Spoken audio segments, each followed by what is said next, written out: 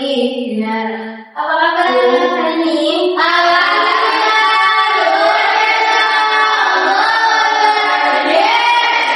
Semangat semuanya. Hari ini ada yang masuk.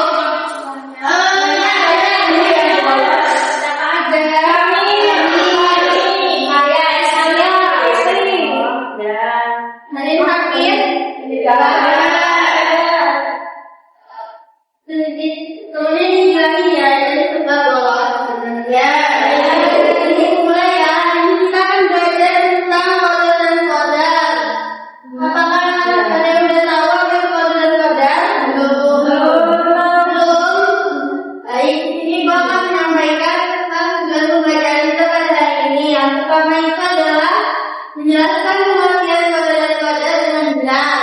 Yang kedua, membedakan antara kode dan kode dengan tepat. Yang ketiga, mengidentifikasi makna takdir. Yang keempat, menjelaskan hubungan antara ikhtiar dan tawakal. Yang kelima, menganalisis persisnya keseimbangan antara usaha dan tawakal. Baik, apa itu kode? Kode itu berbeda dengan kode ya. Kode itu adalah ketetapan Allah Subhanahu wa Ta'ala yang zaman dahulu sebelum diciptakan alam semesta sesuai dengan kehendaknya. Kehendaknya siapa? Allah. Tentang segala sesuatu yang berhubungan dengan makhluknya. Contohnya itu kapan kita lahir dan di mana kita dilahirkan. Lalu apa itu kode? Kode itu adalah perwujudan dari kode atau ketetapan Allah Subhanahu wa Ta'ala dalam keadaan tertentu sesuai dengan kehendak Allah.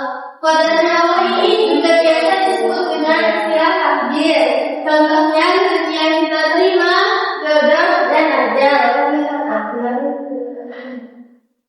Lalu kemudian iman kepada kode dan qadar.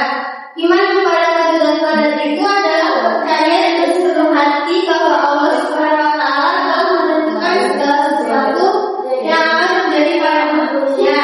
Setiap manusia telah diciptakan dengan ketentuan-ketentuan dan telah diatur hasilnya sejak zaman azali.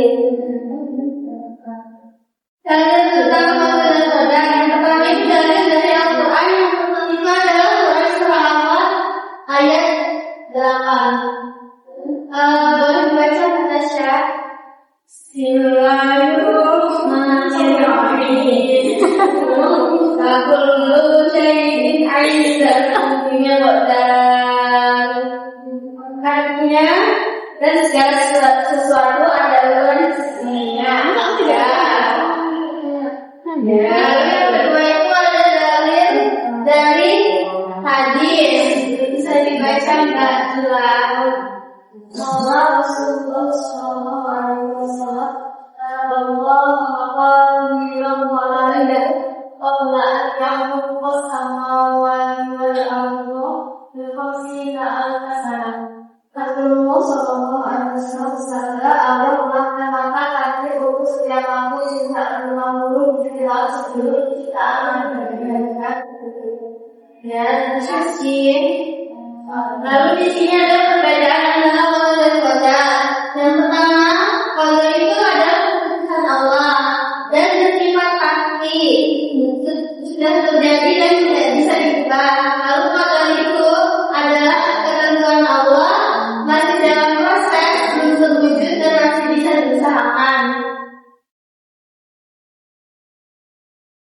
Di sini ada macam-macam takdir berdasarkan waktu ketetapannya. Takdir itu kan qada atau qadar?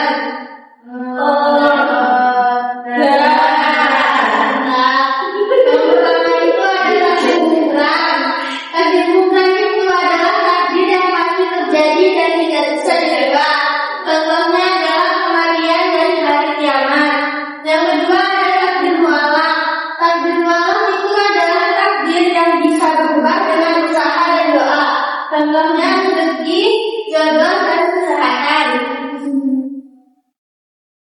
Lalu ini pembagian macam-macam takdir berdasarkan waktu pencatatannya itu ada 4. Yang pertama takdir ajali. Takdir ajali itu adalah takdir yang ditetapkan sebelum alam ini diciptakan. Yang kedua takdir umri. Takdir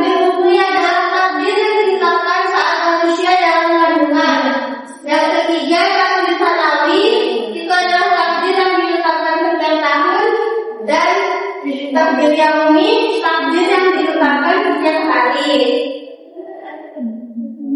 Dan dalam menjalankan kewajiban Allah itu kita harus dibarui dengan ikhtiar dan tawakal. Ikhtiar itu adalah usaha yang sungguh-sungguh sesuai dengan kemampuan kita, lalu dibarui dengan tawakal. Tawakal itu adalah menyerahkan hasil kepada Allah setelah berusaha semaksimal mungkin. Kedua hal itu harus dijalani secara berbarengan dan seimbang, karena kalau hanya tawakal tanpa usaha itu artinya malas dan pasrah. Sedangkan usaha tanpa tawakal itu adalah sombong dan ke Allah. Dan sesuai diajarkan dalam Islam itu adalah usaha maksimal dan bertawakal dengan sempurna.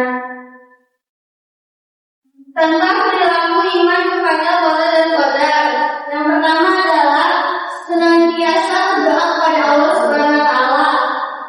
Karena kita adalah sama pelajar, kita berdoa agar mempunyai ilmu yang bermanfaat dan mempunyai akhlak yang mulia.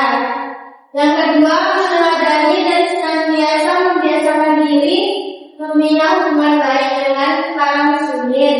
Dan yang ketiga, menanamkan dan meningkatkan keimanan serta ketakwaan kepada Allah. Hikmah beriman kepada qada dan qadar. Yang pertama itu hati tenang dan lapang, tidak mudah stres, serta yakin semua sudah dari Allah.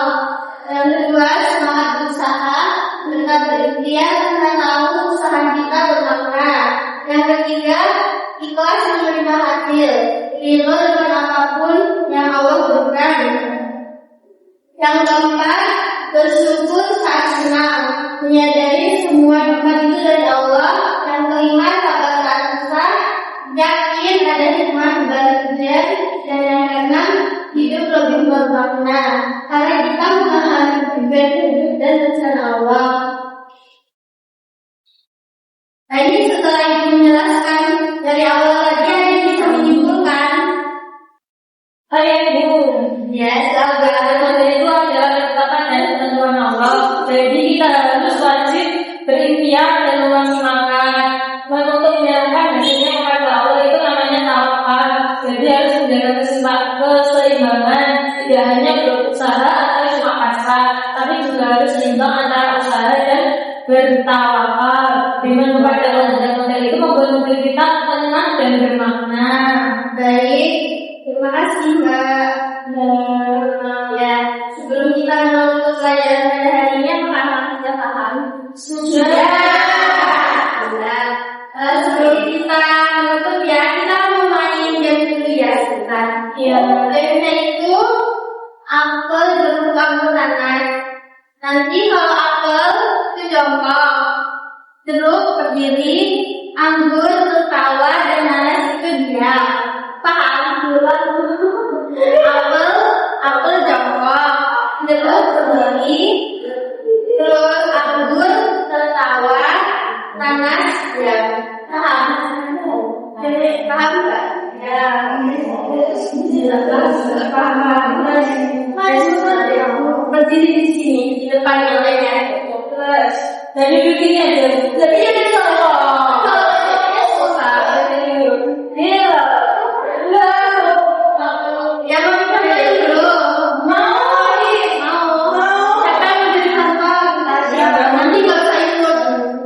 Pas ya. Jeruk, apel. Nanti udah ngomong itu. Siapa yang mau jadi contohnya? Ya. Jadi nanti misalnya ngomong jeruk. Jeruk kenapa? Berdiri. Terus nanas. Ya. Ya nanti kita berdiri ya. Terus anggur. Apel itu jongkok. Paham? Paham. Ayo beres. Nanti batasnya kalau nggak mau ikut game juga tahu. Kan bisa jadi jongkok. Ayo kita main game dulu. Jadi ya. Tinggal nanti.